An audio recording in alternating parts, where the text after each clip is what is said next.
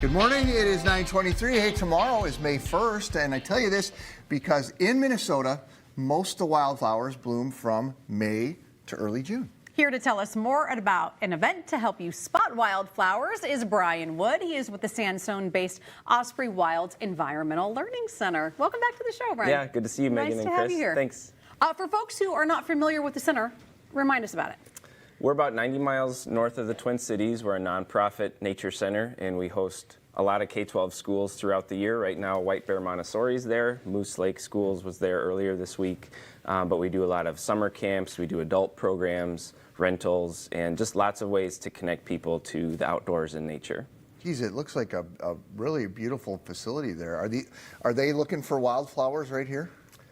That class, I believe, was looking to find things to start fires. That was a survivor class. I know they're not looking for wildflowers right here. No.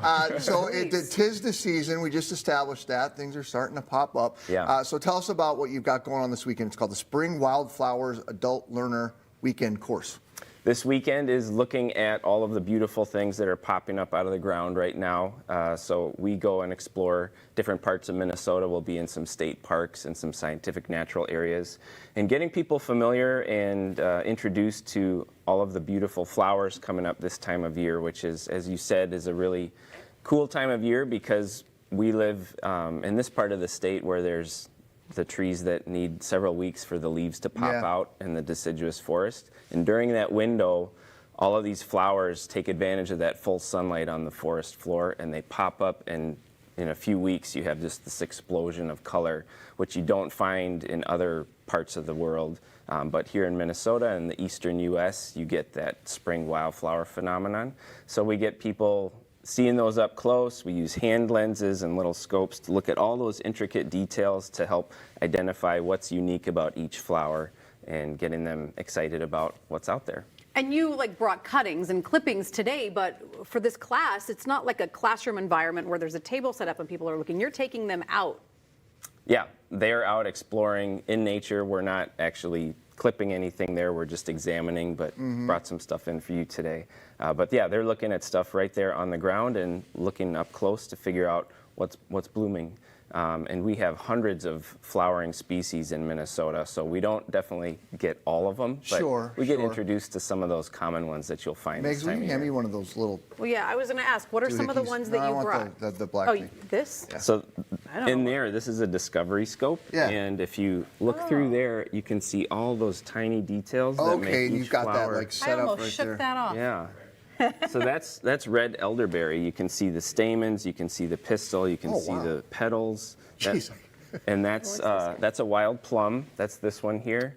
Ooh. And you can really notice those little details that might stand out from one flower to another.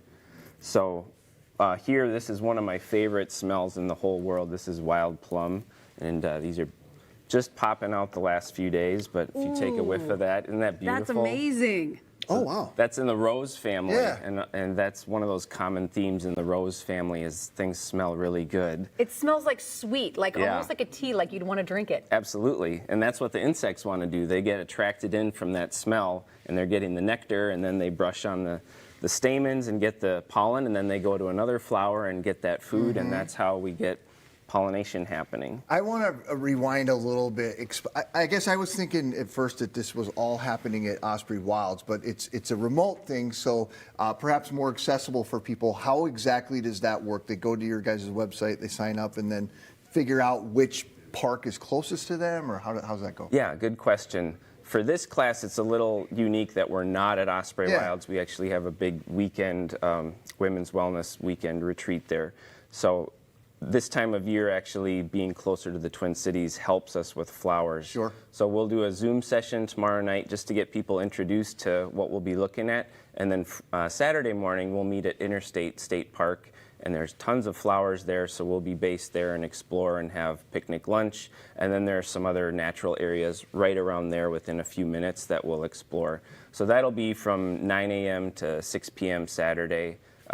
But starting at Interstate State Park by Taylor's Falls. So I assume that having done this in years past, you kind of know what to look for. But what if you find is a gem? What is a surprise? What are the flowers, the wildflowers that you're like, oh my gosh, we haven't seen this in years. We're so excited to see it back. Anything like that you're hoping to come Yeah. across? Orchids are always a surprise. They sometimes take up to 20 years to bloom. So if you happen to spot one, you can be in the same spot for years, and then all of a sudden they emerge. So that's always exciting. Every year is a little different based on the progression of spring, and so certain flower species I'm not sure if we'll see.